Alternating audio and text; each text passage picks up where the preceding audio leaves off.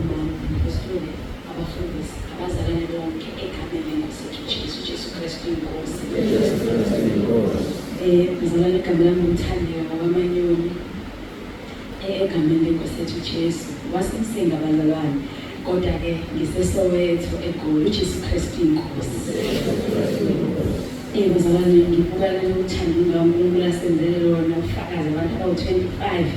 Ngiyabuka ngithi inkosi Jesu yadinga ukuthi sikubonge uJesu Kristu inkosi. Ngithanda ukubonga kakhulu bazalwane uNkulunkulu egameni lenkosi yethu Jesu.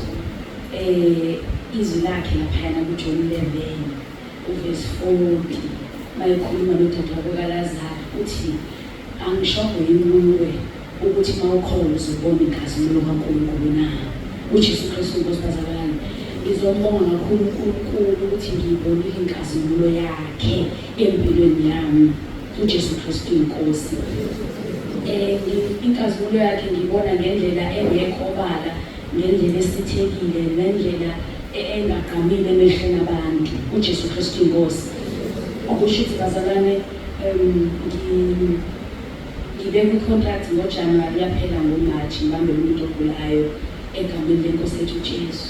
Ngamkholwa nje uNkulunkulu bazalwane, ngahlala from there. Kwakhona la ngithola khona kwenye indawo noma engekhona ukuthisha, ngathola ukuthi amabhuluko lapho khona lapha eGoli. Ngisanda kufakaza bazalwane ngendaba yamabhuluko. uSathane manangilethela umsebenzi ozogqoka amabhuluko. uJesu Kristu inkosi. Ngayeka bazalwane, ngiyeka nje angazi ngempela ukuthi ngizophila kanjani, kodwa ngamkhona uNkulunkulu ngoba washo kanjalo udadewabo kaLazaro wathi angishongo yikuwe ukuthi mawukholwa uzobona inkazimulo kaNkulunkulu na. uJesu Kristu inkosi bazalwane. Bazalwane ngiphilile unyaka nje wonke egameni lenkosi yethu Jesu. Engikunotisile nginothisa ukuthi la ngihlala khona ngiyarenta. uNkulunkulu yenza indlela bengirenta enginikeza imali.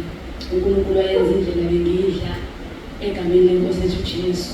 Ngikwazi ngiphila nje bazalwane ngoba akubonakala ukuthi angisebenzi ngenxa yokuthi umzali oyinkosi yethu Jesu ungiphethe ngesandla sakhe. uJesu Kristu inkosi bazalwane. Manje ngizobonga lawo mandla akhe egameni lenkosi yethu Jesu ngoba laphayana ezwini lakhe uJohn 16 verse 33 uthi ezwini liyabalisizi uthi kodwa ninisibindi nazi ukuthi mina nginqobile izwe. uJesu Kristu inkosi bazalwane. Manje ngiyabuka uNkulunkulu ukuthi izwe ulinqobe ngey'ndlela ey'hlukene, ukuthi kade ngibuka la osisi babo bancane uyabona ukuthi bakhuluma indaba yabazali. Ngiyakhohlwa nanokuthi anginabo abazali mina bazalwane. uJesu Kristu inkosi. Ngiyakhohlwa ngoba nginuJesu ewumzali wangempela. uJesu Kristu inkosi bazalwane. Manje ngizombonga kakhulu uNkulunkulu bazalwane, ngimbonile sengiyasebenza-ke manje bengike ngisho ukuthi angakasebenzi. uJesu Kristu inkosi. Sengisho ngoba sengiyasebenza bazalwane. Kuyabukela ngikuthandi uJesu Kristu inkosi. Siphuma emabandleni lawo ukuthola ukuthi uzosuka umfakazi ngokuthi bengikade nginje obona abazalwane icele sebekulimaza bethi hawu bandla sebekuzwela bazalwane, kanti sikhonza uJesu onamandla. uJesu Kristu inkosi bazalwane. Ngakho ngizombonga kakhulu uNkulunkulu bazalwane ngalokho ukuthi ngimbonile namanje ngisambona. Into enginotisile futhi bazalwane ukuthi ey'khathini leziyana bengiselapha kwi-private school ngoba ngiyekile kwi-private school ngenxa yokuthi i-private school ne-public afani, futhi bama-private school aseGoli ahlukile ngempela.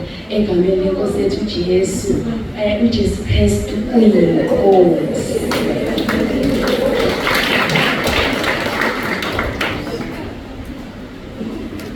Uma phela